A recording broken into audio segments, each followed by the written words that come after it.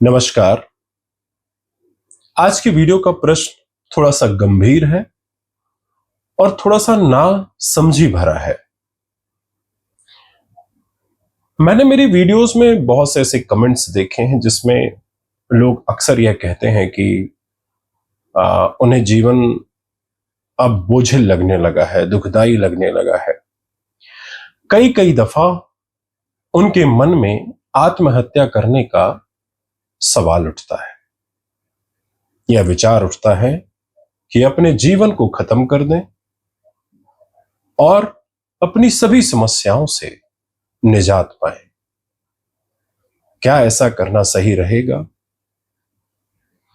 जो व्यक्ति इस तरह से प्रश्न पूछता है या जिसके मन में इस तरह से विचार आते हैं या जिस व्यक्ति का जीवन बोझिल हो चुका है या जिसने अपने जीवन को सही ढंग से नहीं जिया है, निश्चित ही इस तरह के विचार उसके मन में उत्पन्न होना लाजमी है, बनते हैं,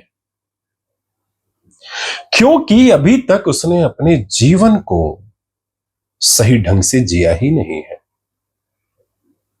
उसने अपने जीवन को मूर्खतापूर्ण, अज्ञानियों जैसा जिया है, बोझिल रूप से जिया है। इसी कारण उनके जीवन में किसी तरह की उमंग दिखाई नहीं पड़ती है।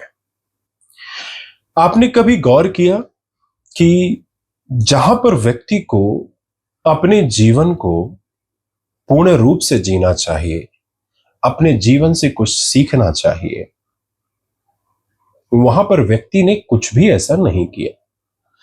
जैसे सपोज जब हम बचपन में होते हैं तो बारिश का आनंद लेते हैं।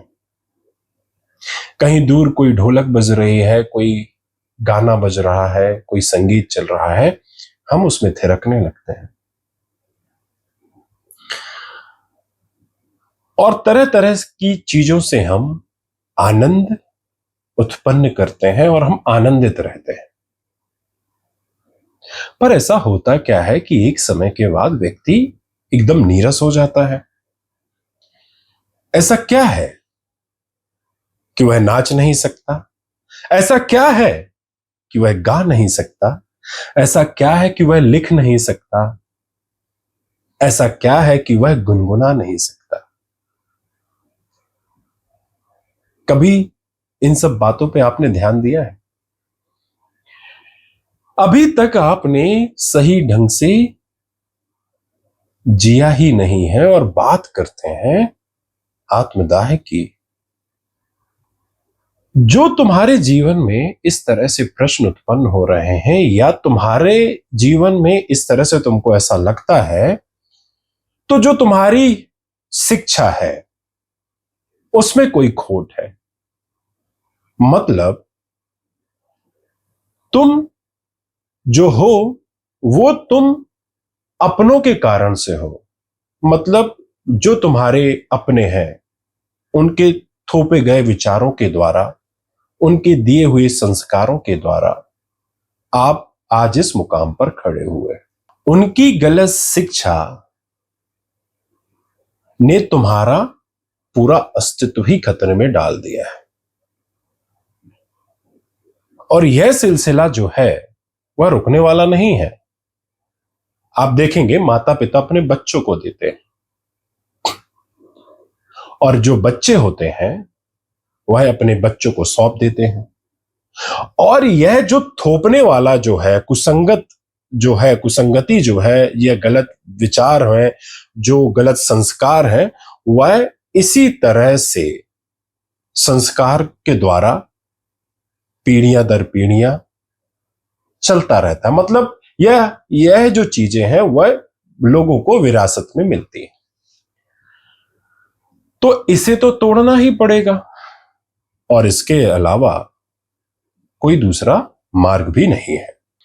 तो मेरा कहना है आपसे कि आप अभी तक जिस भांति जिए हैं उस पर थोड़ा गौर करें।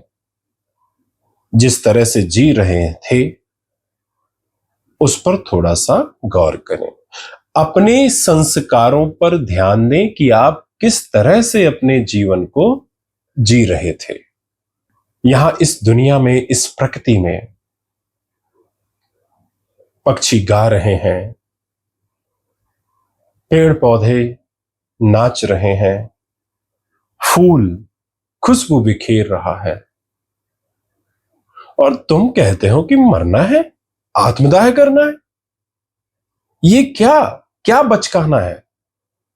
अरे मैं तुमसे कहता हूं कि थोड़ा गीत गाओ, थोड़ा नृत्य करो, थोड़ा अपने कलाओं की खुशबू बिखेरो, थोड़ा प्यार करो, लोगों को प्यार करने दो, फिर देखो आप किस तरह से अपने जीवन में आगे बढ़ते हैं।